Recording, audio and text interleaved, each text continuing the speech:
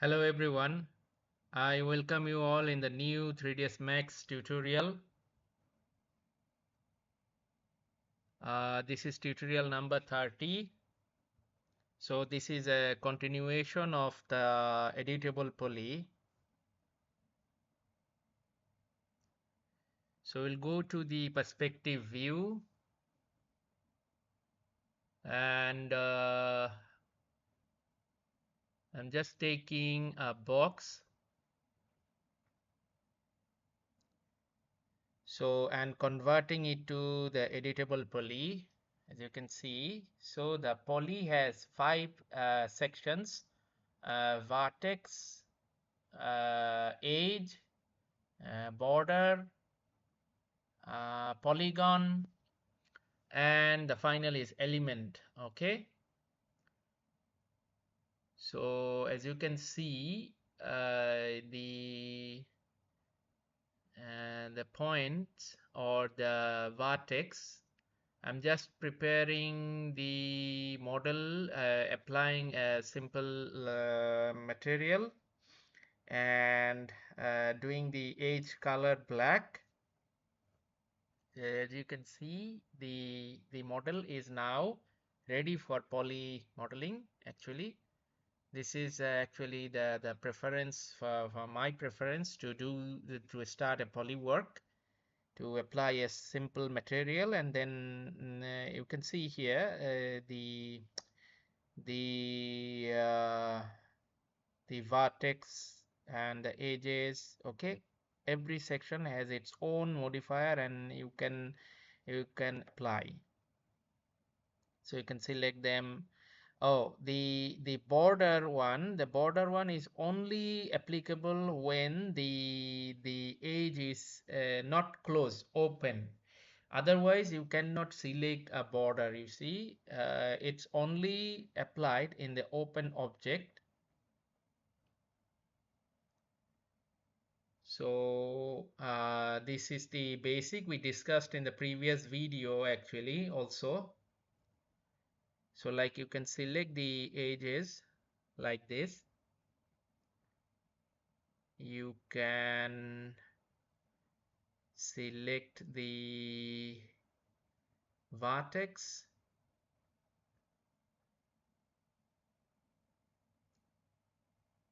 Okay. And then you can apply the chamfer modifier on it. As you can see, I'm applying the chamfer modifier. The box is changing. As you can see here, so you can get something like this. Okay.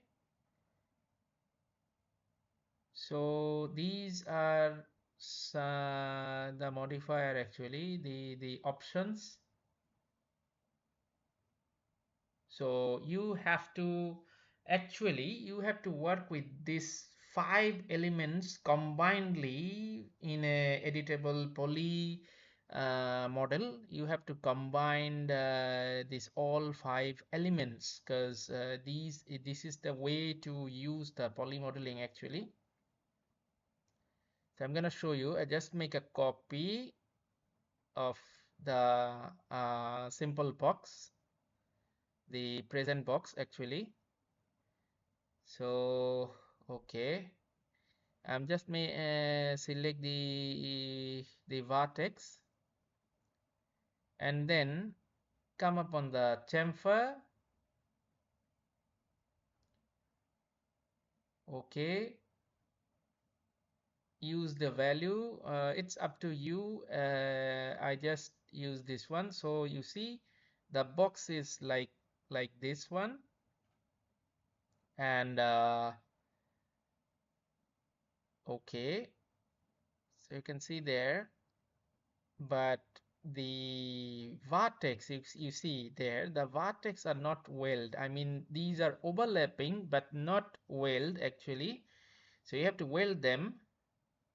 So you just weld and weld this one. So now you can see they are weld, and this is completely one object. So now select the polygon and you have to modify them. Select this one. Okay. Select, also select. Okay. Select this one, this one, this one, this one. No need actually. Okay, select this one, this one, this one, and this poly. Okay. Okay. Then insert it. Go to this value. Okay. Oops, sorry. Make it proper. Okay, something like that. When you are happy, click on the tick box to accept. Okay, and then go for bevel. Insert this time. You go for this one and okay, something like this, and okay, accept it. So like this kind of shape you get, and then select these polys, okay, okay, yeah, and then again insert. Okay, now you can keep the same value actually. Okay, insert. Yeah, now this time push it out like this. So bevel it out. The first one is in, second one is out.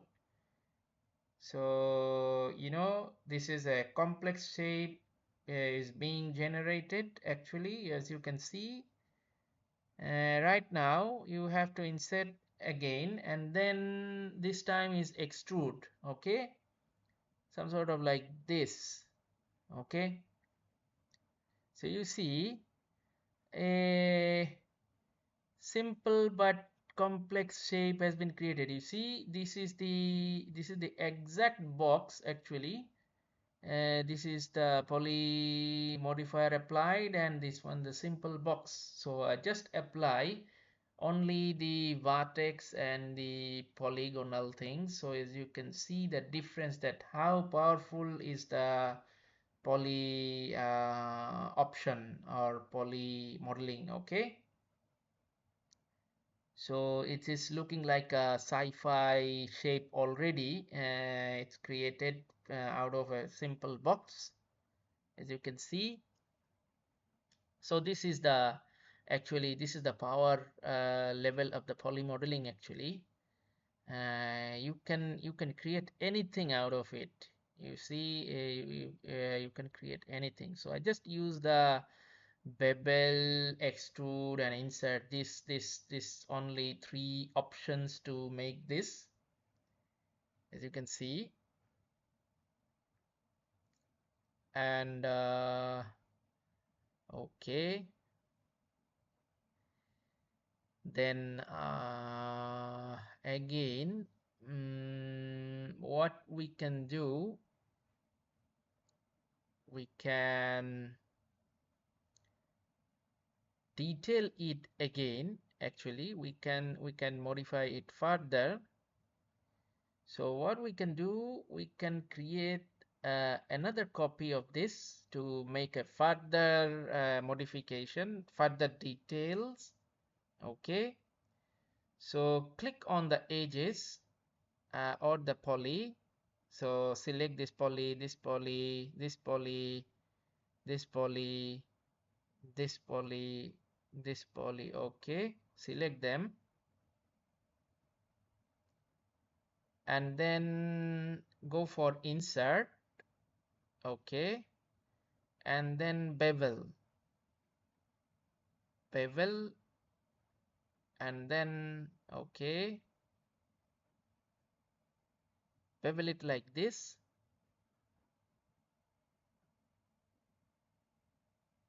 Insert it like this. Okay,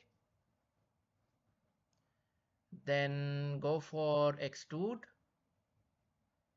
Okay, some sort of like this shape you will get, and then go for edge. Click on control on the keyboard and click on edge, so you can find this kind of edge selection. Manually it's very difficult to do. Please keep in mind, click on control and then click on edge and then click on chamfer, so you can find this kind of shape. You can create this kind of shape so easily.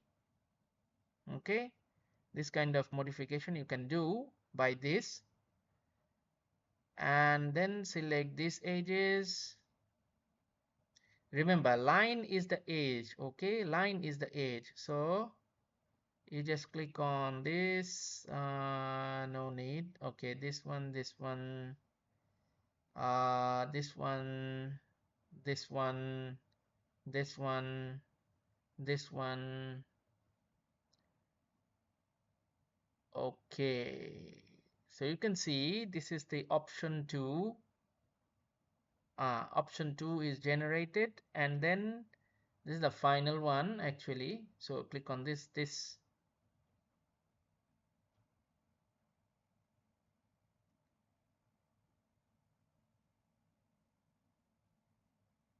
Okay, you select like this, then click on insert. Okay, then click on insert again.